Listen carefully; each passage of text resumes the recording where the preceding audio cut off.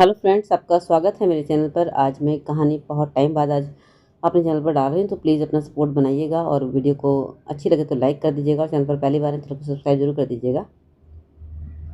मेरा नाम सरिता है। मेरी शादी जहाँ पर भी तय हुई बहुत ही छोटी फैमिली थी। ससुर पति के अलावा कोई भी नहीं था। जब रिश्ता आया तो मेरे घर वाले बहुत खुश हुए थे, क्योंकि हर कोई यही चाहता है कि ससुराल में कम मेंबर हो। लेकिन अफसोस की बात यह थी कि मेरी शादी गांव में हुई थी। मैं पढ़ी लिखी थी और शहर से थी और शहर में ही शादी करना चाहती थी। मेरी चाहत थी मेरी शादी किसी अमीर परिवार के लड़के से हो। सुना था कि यह लड़का भी बहुत अच्छी खासी नौकरी किया करता था, लेकिन मुझे तो शहर वाले लड़के से शादी करनी थी जो पढ़ा लिखा भी हो। और जब मेरे माता पिता ने मुझे बताया कि लड़का बहुत अच्छा है और शहर में ही नौकरी करता है, लेकिन मैं ऐसे लड़के से भी शादी नहीं करना चाहती थी जो कुछ दिनों बाद मुझे फिर से गांव ले जाता और खुद शहर चला जाता और मैं उसके बिना वहाँ अकेली ज़िंदगी गुजारती। मेरे माता पिता ने मुझे कहा कि वह लड़का शहर में नौकरी ज़रूर करता है, लेकिन अपनी घर पर ही रहता है। अपनी गाड़ी से सुबह शहर नौकरी के लिए आता है, शाम को ऑफिस से सीधा घर जाता है। इसका मतलब यह था कि मुझे आसानी हो जाती। अगर मैं इस लड़के से शादी कर लेती तो मुझे अपने मायके आने जाने में आसानी हो जाती। रात में मैं अपने घर को चली जाती। मुझे अपने माता पिता से ज़्यादा दूर नहीं रहना पड़ता। देखने में लड़का बहुत ही स्मार्ट था। फैमिली मेम्बर बहुत कम थे। सुना था कि गांव में उनका बहुत बड़ा मकान भी है और सिर्फ एक ससुर है जिनको आंखों से नज़र नहीं आता। वह बेचारे अंधे हैं। बेटा अपनी मर्जी से शादी कर रहा है, इसलिए शादी कर रहा है क्योंकि वह चाहता है उसके माता पिता की सेवा करने के लिए घर में कोई बहू आ जाए। जिस लड़के के साथ मेरी शादी होने वाली थी वह इकलौता था। उसकी माँ तो काफ़ी सालों पहले मर चुकी थी। घर में सिर्फ दो ही थे। सुना था कि काफ़ी सालों से उन लोगों ने एक परमानेंट नौकरानी भी रखी हुई थी। वह नौकरानी पिछले 1 साल से नौकरी छोड़कर जा चुकी थी और तभी से उन दोनों को काम की परेशानी होने लगी। भला वह कब तक नौकरानी के सहारे अपनी ज़िंदगी को गुजारते। शादी भी करनी थी। ऐसा भी नहीं था कि मेरे ससुर शुरू से ही अंधे थे।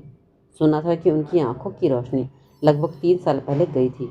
उनकी आंखों में मोतियाबिंद का पानी आ गया था और उन्हें अपनी बीमारी के बारे में ज़्यादा पता ही नहीं चल सका और धीरे धीरे उनकी आंखों की रोशनी चली गई। और एक दिन यह हुआ कि उनकी आंखों की रोशनी पूरी तरह चली गई थी और उनको दिखाई देना बंद हो गया। यह रिश्ता अच्छा था मेरे लिए, इसलिए मैं इनकार नहीं कर सकती थी। इसलिए मेरी शादी बड़े ही सिंपल तरीके से इस लड़के के साथ हो गई थी। मैं विदा होकर पति के साथ अपने ससुराल आ गई। शादी के पहले ही दिन गांव की सारी औरतों ने मेरा बहुत अच्छे से स्वागत भी किया। मुझे बेड पर बिठाकर सभी लोगों ने गिफ्ट भी दिए। मुझे अपने ससुराल के गांव की शादी बहुत ही अच्छी लगी थी और यहाँ की जो रस्में थी मुझे बहुत पसंद आई थी। यह आने के बाद मैंने अपने ससुर जी का पैर छूकर आशीर्वाद लिया। इतना करते करते काफ़ी दिन गुजर गए। मैं अपने ससुर के सारे काम करती थी, उनकी सेवा करती, उनकी सारी बातें भी सुनती। वह बहुत ही वह बहू बहू कहकर मेरे करीब आ जाते थे। मेरे ससुर बहुत अच्छे आदमी थे, उनकी आदत भी बहुत अच्छी थी। लेकिन जब मैं घर में काम करती तो ऐसा लगता जैसे कि मुझे देख रहे हैं, लेकिन फिर सोचती कि उनकी तो आंखों की रोशनी ही नहीं है, मुझे कैसे देख रहे होंगे। मुझे ये बात बड़ी ही अजीब सी लगती थी कि वह टकटकी लगाए मुझे देखे जा रहे हैं। पर हर बार मैं ये बात भूल जाती थी कि मेरे ससुर एक बूढ़े और अंधे आदमी हैं। वह अपने आंखों से कुछ नहीं देख सकते। हर रोज़ हमारे घर औरतों का आना जाना था और वह आती और मुझसे बातचीत करने के बाद चली जाती थी। मेरे ससुर कहा करते थे कि हमारे गांव के लोग बहुत प्यार और मोहब्बत वाले लोग हैं। हमारे गांव में जब भी कोई नई नवेली दुल्हन आती है तो यहाँ की औरतें इसी तरह बातें करने लग जाती हैं। मेरे ससुर कमरे से बाहर नहीं निकल जाते थे। मैं कभी कभी अपने ससुर को देखकर अपने दिल में शर्म ले आती थी, क्योंकि थे तो वो मेरे ससुर ही। ससुर तो वैसे भी पिता के समान होते हैं। मुझे तो बस ऐसा लगता था जैसे मेरे ससुर मुझे ताकते रहते हैं, लेकिन मैं अजीब सी पागल हो गई थी। मैं हर बार भूल जाती थी कि मेरे ससुर अंधे हैं, क्योंकि हमारे घर में कभी कोई ऐसा नहीं था, इसलिए मुझे ऐसे लोगों की आदत भी नहीं थी। ऐसा मेरे साथ पहली बार हो रहा था कि मैं अपने अंधे ससुर के साथ रह रही थी। मेरे पति रोज़ सुबह के टाइम पर अपने ऑफिस जाने के लिए निकल जाते और सारा दिन मैं अपने और मेरे ससुर घर में अकेले रह जाते। मेरे पति ने मुझे शादी की रात ही समझा दिया था कि तुम्हें मेरे पिता का बहुत ख्याल रखना है, उनकी अच्छे से सेवा करनी है। काफ़ी सालों से हमारे घर पर नौकरानी रह रही थी और वही मेरे पिता का ख्याल रखती थी। पहले सुबह के टाइम पर मैं जब ऑफिस के लिए निकल जाता था तब मेरे पिताजी की आंखों की रोशनी थी। तब वह भी खेतों में काम करते थे। लेकिन जब से उनकी आंखों की रोशनी गई थी, उन्होंने घर पर ही रहना शुरू कर दिया था। कुछ महीने तक तो नौकरानी ने साथ दिया और उसके बाद वह नौकरानी छोड़कर चली गई। तभी से हमारे घर में बहुत ज़्यादा परेशानी हो गई थी। पड़ोस वाली मासी आकर मेरे पिताजी के लिए खाना बनाया जाया करती थी, लेकिन फिर हम इस तरह से कब तक ज़िंदगी गुजारते और किसकी मदद ले सकते थे। शादी की पहली रात मेरे पति ने मेरी बहुत तारीफ भी की थी। अपने पति की तारीफ सुनकर मैं बहुत खुश भी हुई थी। मैंने भरोसा दिलाया कि मैं आपके पिता की हमेशा सेवा करूंगी, उनका बहुत ख्याल रखूंगी और उन्हें किसी भी चीज़ की कोई कमी नहीं होने दूंगी। सुबह सुबह जब मैं सोकर उठती तो सबसे पहले अपने ससुर जी के लिए चाय बनाती थी। एक दो दिन तो मेरे पति बाजार से नाश्ता भी लेकर आए थे। उन्होंने कहा था कि तुम अभी अभी नई नवेली दुल्हन, कुछ दिन आराम करो, उसके बाद तो तुम्हें घर संभालना ही है। लेकिन अब मैंने घर का काम करना शुरू कर दिया था, क्योंकि इस घर में कोई औरत नहीं थी घर का काम काज करने के लिए। भला मेरे पति कब तक इस तरह से बाहर से खाना लेकर आते, किचन भी संभालना ही था। मेरे ससुर जी भी कहते थे कि बहू, एक दो दिन मार्केट से खाना आ जाएगा। लेकिन मैंने कहा, नहीं ससुर जी, मैं उस टाइप की नहीं हूँ जो हमेशा आराम से बैठकर खाऊं। मैं अपनी जिम्मेदारी निभाना जानती हूँ और इस घर की जिम्मेदारी को अपने कंधे पर चलाना चाहती हूँ। यह घर तो मुझे ही संभालना पड़ेगा, मेरा अपना घर है। मेरी बातें सुनकर बहुत खुश हुए थे। उन्होंने कहा कि हमें अपने घर के लिए ऐसी ही लड़की चाहिए थी। मेरे पति कहने लगे कि तुम बहुत खूबसूरत हो और बहुत ही खूबसूरत तुम्हारे विचार भी हैं। तुम बहुत समझदार हो। मैंने नाश्ते की टेबल पर नाश्ता लगा दिया और मेरे ससुर भी नाश्ता करने के लिए मेरे सामने ही बैठे हुए थे। मैं उनके सामने जाकर बैठ गई। फिर मैंने उन्हें अपने हाथों से नाश्ता निकाल कर दिया। मेरे पति ने पिता को अपने हाथों से नाश्ता भी कराया। मेरे पति धीमे धीमे मुझे देखकर मुस्कुरा रहे थे। मेरे पति जब घर आते थे तो अपने पिता को अपने हाथों से ही खाना खिलाते थे। उन्होंने मुझे अपने पिता को नाश्ता करते हुए टाइम पर कहा कि अब अगली बार से मेरे पीछे ये जिम्मेदारी तुम्हारी है। तुम पिताजी का बहुत ख्याल रखोगी और उन्हें अच्छे से खाना खिलाओगी। मैंने कहा, हाँ हाँ, क्यों नहीं, मैं घर की सारी जिम्मेदारियाँ खुद संभाल लूँगी।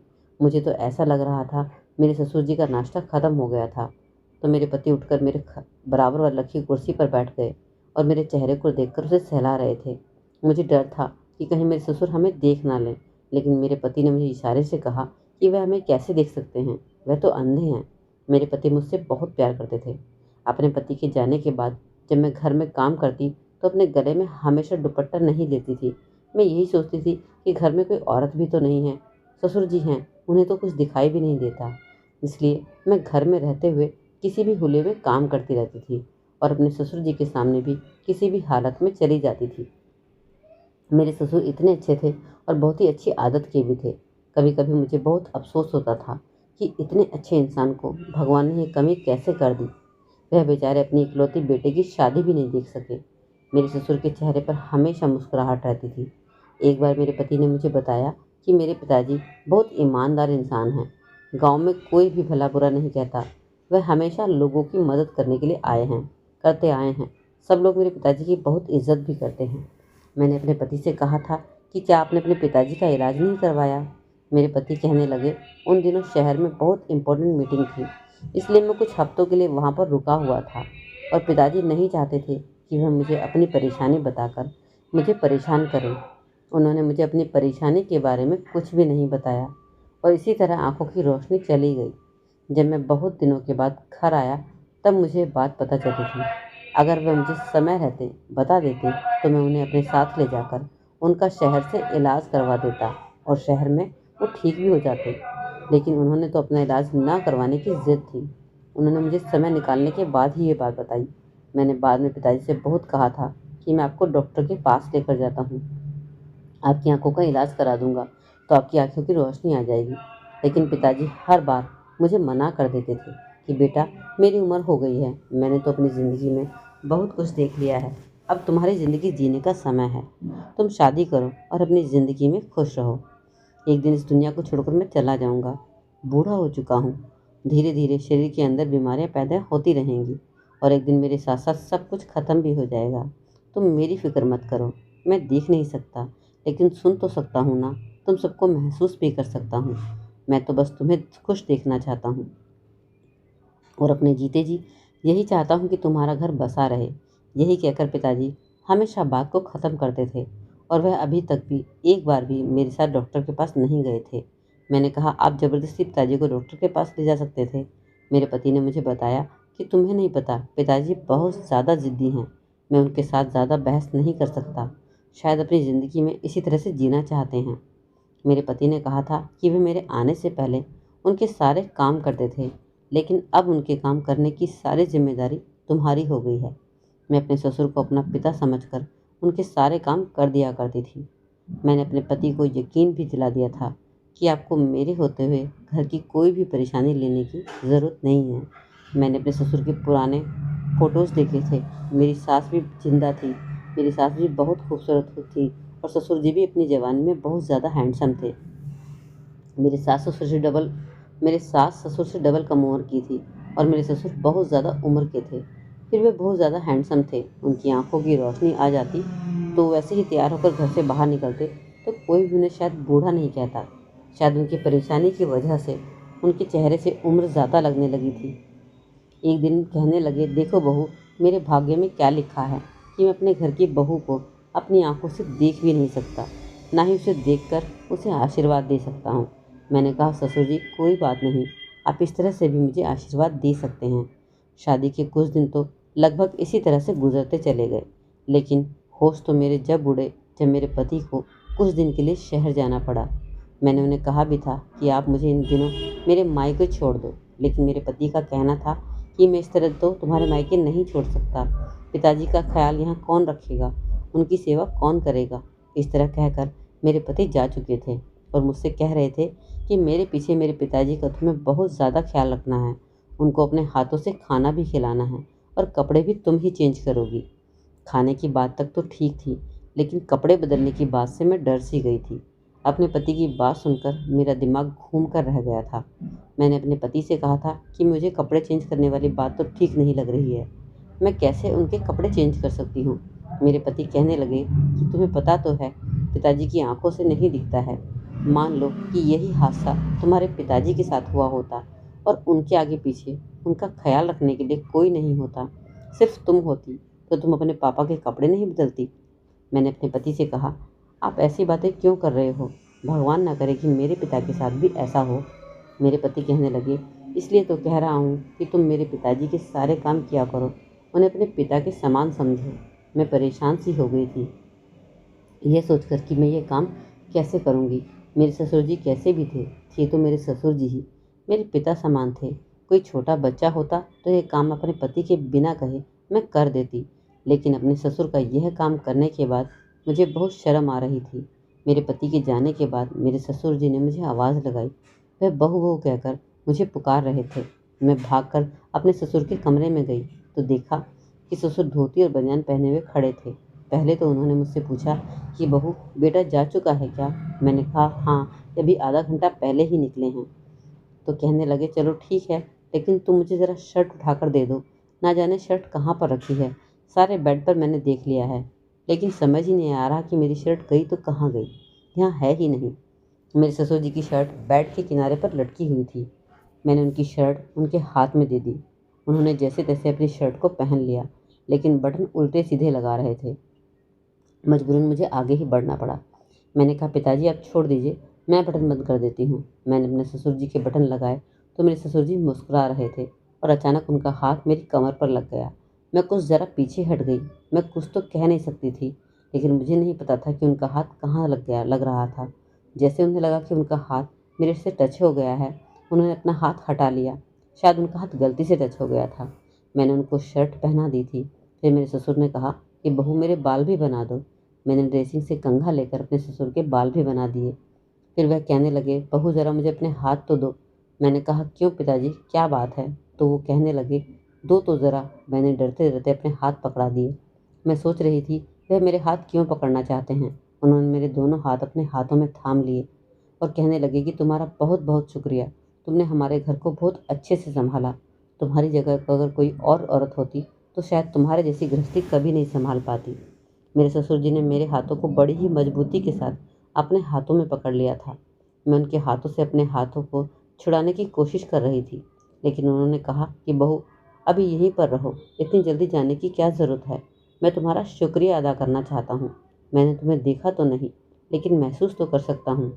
इसके लिए तुम्हारा हाथ पकड़ना चाहता था कि बहू कैसी होती है। भगवान ने मुझे कोई बेटी भी नहीं दी। अगर मेरी बेटी होती तो शायद वह भी तुम्हारी तरह ही मेरे सेवा नहीं करती। तुम्हें पता है, जब मेरी पत्नी की मौत हुई थी तब मुझे उसकी मौत का बड़ा अफसोस हुआ था, क्योंकि वह मेरी हमसफ़र थी और मेरा बहुत ज़्यादा ख्याल रखती थी और हमारे घर की इकलौती औरत भी थी। लेकिन वह मेरे बेटे को और मुझे छोड़कर इस दुनिया से चली गई थी। दोनों को बहुत अच्छी तरह संभालती थी, लेकिन उसके बाद सारी जिम्मेदारी अकेले मेरे बेटे पर आ गई। और शादी के बाद तुमने भी कुछ दिन अच्छी तरह से नहीं गुजारे, क्योंकि मेरा सारा बोझ तुम पर पड़ गया। वह बड़े अफसोस के साथ कह रहे थे। मैंने कहा कि आप किसी भी तरह से मुझ पर बोझ नहीं हैं, और मुझ पर तो बिल्कुल भी नहीं हैं। मैं आपकी बेटी की तरह हूँ। आप मुझे अपनी बेटी ही समझो। मेरी बात सुनकर वह हंसने लगे और कहने लगे, तुम बहुत अच्छी हो, मेरा कितना ख्याल रखती हो। लेकिन अभी भी उन्होंने मेरा हाथ नहीं छोड़ा था, मजबूती से पकड़ा हुआ था। मैंने उनसे कहा कि पिताजी, मेरा हाथ छोड़ दीजिए, मुझे किचन में जाकर खाना बनाना है। मेरे ससुर ने मेरा हाथ छोड़ दिया और मैं फ़ौरन रसोई में चली गई। जैसे जैसे समय गुजरता गया, मेरे ससुर की हरकतें कुछ अजीब सी होने लगी थी। मेरे पति लगभग 1-2 या महीने के लिए गए हुए थे। उन्होंने कहा था कि जब मेरे ऑफिस में काम का सीज़न आता है तो उन्हें इसी तरह से दिन रात मेहनत करनी होती है। और इधर मेरे ससुर जी भी मेरे साथ बहुत ही ज़्यादा फ्री से होने लगे थे। अब तो मुझे आवाज़ लगाकर कहते कि मुझे शर्ट पहना दो, बटन मुझसे बंद नहीं हो रहे, बंद कर दो। कभी कहते कि मेरे सर में मालिश कर दो और मेरी टांगें दबा दो। कभी मुझसे अपने सर में तेल लगवा देते। छोटे छोटे काम तो वह खुद भी कर सकते थे। शादी से पहले मुझे लगा था कि मेरी ससुराल में सिर्फ मेरे पति और मेरे ससुर हैं, तो मुझे घर में कोई काम नहीं करना होगा। लेकिन मैं तो अपने ससुर जी की वजह से घनचक्कर सी बन गई थी। सारा दिन बस मुझे काम ही काम हो जाता था। मुझे आराम करने का मौका ही नहीं मिलता था, क्योंकि मेरे ससुर जी के बहुत सारे काम होते थे। बहाने बहाने से मुझे बार बार आवाज़ लगाते और अपने काम निकलवाते रहते। मैं मौका देखकर आराम करने के लिए अपने कमरे में ही चली गई थी कि तभी अचानक मेरे ससुर के चिल्लाने की आवाज़ आने लगी। वह कहने लगे, बहू बहू चिल्ला रहे थे। मैं बाहर की तरफ दौड़ी, उनके कमरे में गई तो मैंने देखा कि वह अपने हाथ में मोबाइल पकड़कर ज़ोर ज़ोर से हंस रहे थे। जब उनके कमरे में गई तो मैंने कहा कि बताइए क्या काम है, तो वह और ज़ोर से हंसने लगे। मुझे बड़ा अजीब लगा और कहने लगे कि आओ बहू, मेरे पास आकर बैठो, देखो मोबाइल पर कितने अच्छे अच्छे जोक्स आ रहे हैं। मेरे ससुर को कभी कभी मैं मोबाइल पर जोक्स लगाकर दे दिया करती थी और वह जोक सुन सुनकर जोर से हंसते रहते थे। मैंने उनसे कहा कि आप सुन रहे हो, आप ही सुनते रहो, मुझे बहुत सारा काम है और मुझे आराम भी करना है। मेरे ससुर जी ने कहा, बहू आराम तो सारा दिन करती ही रहती हो, यहाँ पर बैठ जाओ, हम दोनों मिलकर जोक सुनते हैं। अपने ससुर की बात सुनकर मैं हैरान रह गई कि मुझे अपने बिस्तर पर बैठने की बातें क्यों कह रहे थे। मैं उनके बिस्तर पर जाकर बैठ गई और उनसे कहा कि मैं सारा दिन घर में काम करती रहती हूँ और अभी 10-15 मिनट का आराम करने के लिए बाद मुझे किचन में जाकर खाना भी बनाना है। मैं क्या क्या काम करूँ, सारे काम छोड़कर क्या मैं आपके साथ यहाँ पर बैठकर जोक सुनूं? मैंने ये बात बड़े ही कड़े शब्दों में कही थी। शायद उन्हें ये बात मेरी अजीब नहीं लगी, लेकिन मैंने इसलिए कहा था कि मेरे ससुर को एहसास हो जाए कि मुझ पर कितनी सारी जिम्मेदारी है। वह मेरी बात सुनकर हंसने लगे, कहने लगे, मेरे पास बैठो और मेरे साथ जोक सुनोगी तो तुम्हारी तबीयत ठीक हो जाएगी और तुम एक्टिव भी हो जाओगी, थोड़ी एनर्जी आ जाएगी। काम का क्या है, काम छोड़ दो, काम तो सारी ज़िंदगी का ही है। काम तो कभी ख़त्म हुए हैं क्या? अपने ससुर जी के बिस्तर पर जाकर बैठकर मैंने कहा कि अच्छा चलो ठीक है, आप मुझे बताएं कि अगर आपको भूख लगेगी तो आप क्या खाओगे? तो हंसकर कहने लगे, तुम मेरे करीब बैठ जाना, बस यही मेरे लिए बहुत है। मैं उठकर खड़ी हो गई। मैंने कहा, खबरदार जो अब आपने मुझे आवाज़ लेकर यहाँ पर बेवकूफ़ बनाने की कोशिश की। मेरे ससुर जी अभी भी हंस रहे थे। मैं फ़ौरन अपने कमरे में चली गई और जाकर लेट गई। मैं काम करते करते बहुत ज़्यादा थक जाती थी, इसलिए मेरा बिहेवियर कुछ चिड़चिड़ा भी हो गया था। अपने मायके में मैंने इतना सारा काम पहले कभी नहीं किया था और ना ही सोचा था कि मुझे इतना काम करना पड़ जाएगा। लेकिन यहाँ तो हद ही पार हो गई थी। सारा दिन काम था, ऊपर से ससुर जी का काम कुछ ज़्यादा ही बढ़ गया था। मेरे ससुर अब घर का खाना ही खाते थे, अब मार्केट का खाना भी पसंद नहीं करते थे। मेरे पति का कहना था कि हमेशा मेरे पिताजी को घर का खाना ही बनाकर देना, खाना ताज़ा होना चाहिए, वरना उनका पेट खराब हो जाएगा। थोड़ी देर आराम करने के बाद मैं किचन में चली गई। किचन में जाने के बाद मैंने खाना बनाया और जब मैं किचन से बाहर निकली तो देखा घर गंदा था। फिर मैंने सफाई की, सोचा कि शाम का टाइम है, एक बार ससुर जी के कमरे की सफाई भी कर देती हूँ। गर्मी बहुत ज़्यादा थी, इसलिए मैंने अपना दुपट्टा भी नहीं लिया और उसे साइड में रख दिया। और मैं वैसे भी ज़्यादातर घर में दुपट्टा पहनती भी नहीं थी। मेरे ससुर जी अपने कमरे पर चेयर में बैठे हुए थे। उनके कमरे की मैं झाड़ू लगा रही थी, वह चुपचाप बैठे हुए थे और मैं अपने काम में बिजी थी। अगले ही पल जैसे ही मैं पलटी, यह देखकर मैं हैरान रह गई कि मेरे ससुर मेरे पीछे ही खड़े थे। मैं उन्हें देखकर घबरा गई। मैंने कहा कि आपको क्या चाहिए? उन्होंने कहा, नहीं बहू, मुझे किसी चीज़ की ज़रूरत नहीं है, बस मैं ये महसूस कर रहा था कि कमरे के अंदर तुम हो या कोई और है। मैंने कहा, आप ये कैसी बातें कर रहे हैं? भला इस घर में मेरे अलावा कौन हो सकता है? उन्होंने कहा, चलो कोई बात नहीं। यह कहकर वह अपने बिस्तर पर बैठ गए थे और उनकी आंखों को देखकर मुझे बहुत ज़्यादा डर लग रहा था।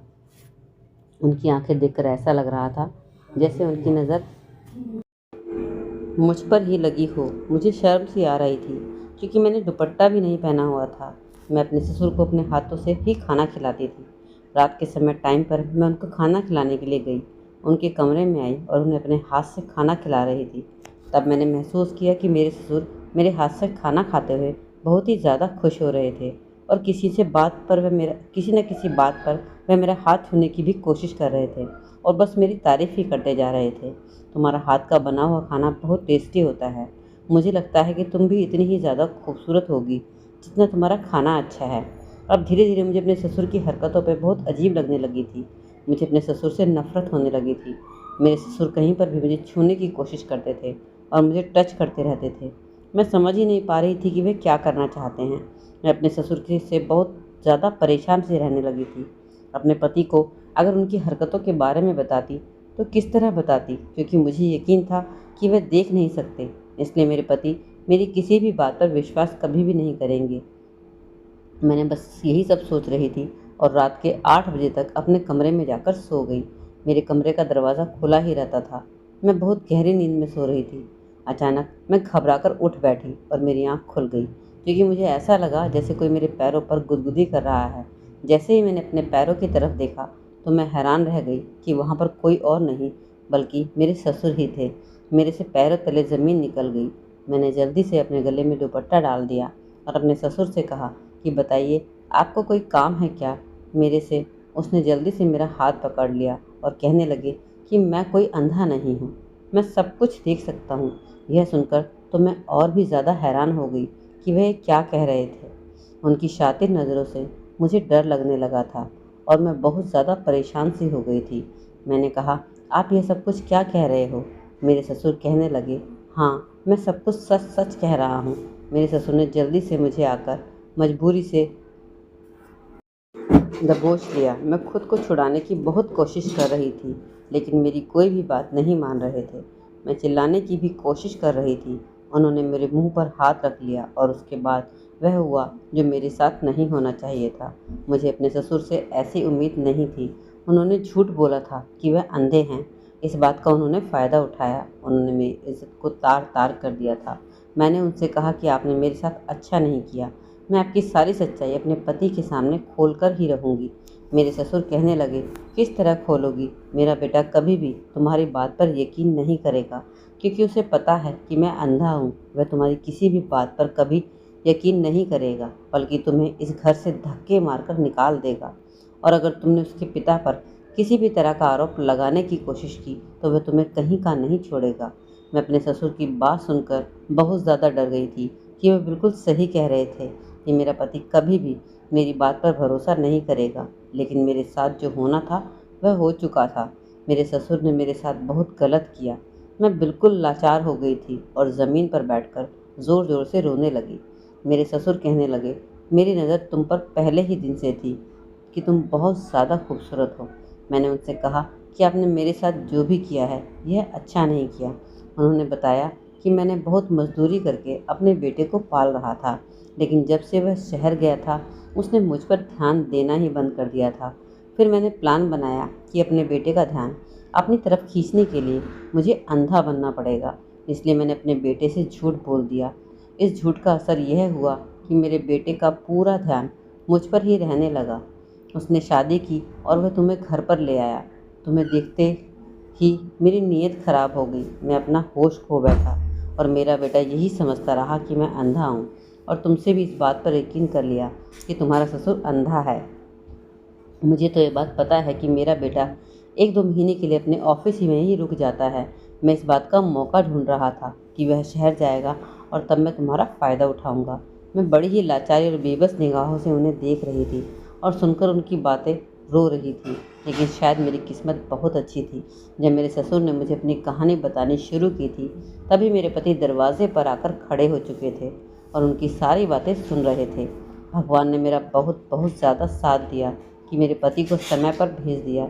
मुझे अपने पति को कुछ भी बताने की ज़रूरत ही नहीं पड़ी। उन्होंने खुद ही अपने कानों से अपने पिताजी की सारी हरकतें सुन ली। हर साल 27 तारीख को मेरा बर्थडे होता है। मेरे पति को यह बात पता थी कि मेरा बर्थडे आने वाला है, इसलिए मेरे पति मुझे सरप्राइज़ देना चाहते थे। 26 की रात को ही शहर से घर आने के लिए निकल आए थे, क्योंकि वह मुझे सरप्राइज़ देना चाहते थे। और जब घर आए तो उन्होंने दरवाज़ा खुला हुआ देखा।